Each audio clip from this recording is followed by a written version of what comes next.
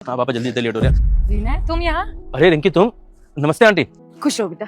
बेटा ये लोग कौन है? पापा वो रिंकी है, मैंने बताया था ना जिस लड़की से मैं प्यार करता हूँ, शादी करना चाहता हूँ, और ये रिंकी की मम्मी है। नमस्ते बहन जी। नमस्ते भाई साहब। वैसे विनय तुम यहाँ क्या कर रहे हो? कोई नई प्रॉपर्टी लिया है क्या तुमने? इसलिए आए होंगे मम्मी, ये ना प्रॉपर्टी खरीदते रहते हैं। नहीं रिंकी कोई प्रॉपर्टी लेने नहीं आया है, एक्चुअली हमारे साथ में ना बहुत बड़ा धोखा हो गया है। धोखा? कैसा धोखा बेटे? वो बहन जी ऐसा है ना, भाई और मेरा दोनों का साथ में काम था। अब पिताजी बीमार हैं तो मैं उनकी देखरेख में लगा रहा। अब भाई ने जहाँ जहाँ मेरे से साइन कराए मैं करता चला गया। अब जाके पता चला है कि उसने प्रॉपर्टी, जमीन जायदाद और जो मेरा दिल्ली वाला मकान है वो सब अपने नाम करा लिया और गाड़ी भी अपने नाम करा लिया। और अब तो शायद छत भी बड़ी मुश्किल से बचेगी हमारी। अब दिल्ली वाला मकान जो मैंने अपनी कमाई से बनाया था, बस उसी के एक प्रयास में लगे हुए हैं, शायद वो हमें मिल जाए। बाकी सब कुछ तो निकल ही चुका है हाथ से। इसी चक्कर में रिंकी बहुत दिमाग खराब हो रहा है, उसी चक्कर में जा रहे थे किसी से मिलने के लिए कि कम से कम जो हमारा मकान है ना पापा ने अपनी मेहनत से बनाया वो तो हमें मिल जाए। बस लास्ट कोशिश करने जा रहे हैं, शायद 1% चांस है कि मिल जाए, नहीं तो वो भी मिलने के चांसेस तो है नहीं बिल्कुल भी। तो भाई साहब अब आपके पास कोई मकान, कोई दुकान, कुछ भी नहीं बचा है क्या? नहीं बहन जी, बचा तो कुछ भी नहीं है, बस एक आखिरी कोशिश कर रहे हैं। और वैसे मैंने एक काम तो बहुत बढ़िया किया है, व्यापार करने के साथ साथ मैंने इसको खूब अच्छे से पढ़ाया लिखा है, खूब अच्छी नौकरी भी करता है ये। बस अगर कुछ नहीं भी बचेगा तो ये अपनी मेहनत से कमाएगा ना, फिर से दोबारा बन जाएगा। अगर आपका मकान नहीं रहा तो मेरी बेटी को शादी करके क्या आप किराए के मकान में रखेंगे? अरे बहन जी, जब ये दोनों बच्चे एक दूसरे को प्यार करते हैं तो छत का क्या है, किराए की हो या अपनी, बच्चे दोनों खुश तो रहेंगे कम से कम। वैसे भी हम लोग ना आपसे मिलने ही आ रहे थे, वैसे इस संडे को आ जाएं, मैं अपनी वाइफ को लेके इसकी और रिंकी की शादी की बात करने के लिए। चुप कर बेटे।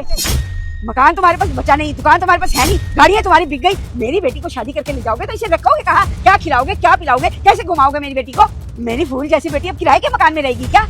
रिंकी ये क्या कह रही तुम्हारी मम्मी? अरे क्या बोल रही हूँ मैं? बिल्कुल सही कह रही हूँ। रिंकी तू बता, रहेगी क्या तू इनके साथ किराए के मकान में?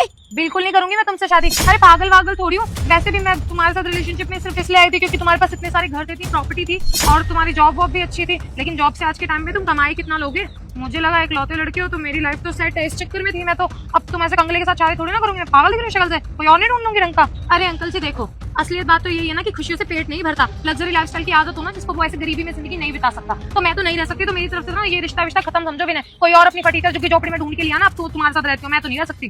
कान खोल कर सुन ले बुड्ढे मेरी एक बात, अगर आज के बाद तेरा बेटा मेरी बेटी के आसपास भी नजर आए ना तो अच्छा नहीं होगा। सर आप यहाँ क्या कर रहे हैं? वकील साहब वेट कर रहे हैं। 17 एकड़ की जमीन जो ली है उसके रजिस्ट्री का टाइम है।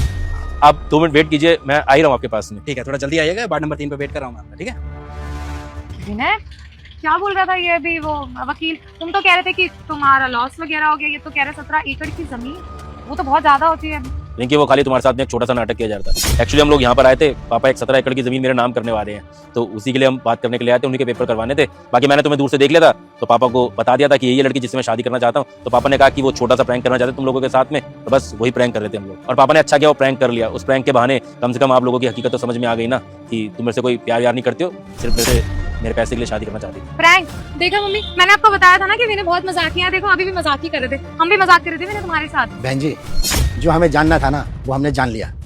और जो अभी आपने बात बोली थी ना कि मेरा बेटा आपकी बेटी के आसपास दिखे नहीं वरना अच्छा नहीं होगा, अब यही बात ना आपके ऊपर लागू होती है कि मेरे बेटे के आसपास ना तुम्हारी ये बेटी नजर नहीं आनी चाहिए वरना अच्छा नहीं होगा। चल बेटा। मेरी बात तो सुनो बेटा। बेटा भाई साहब मेरी बात तो सुनो।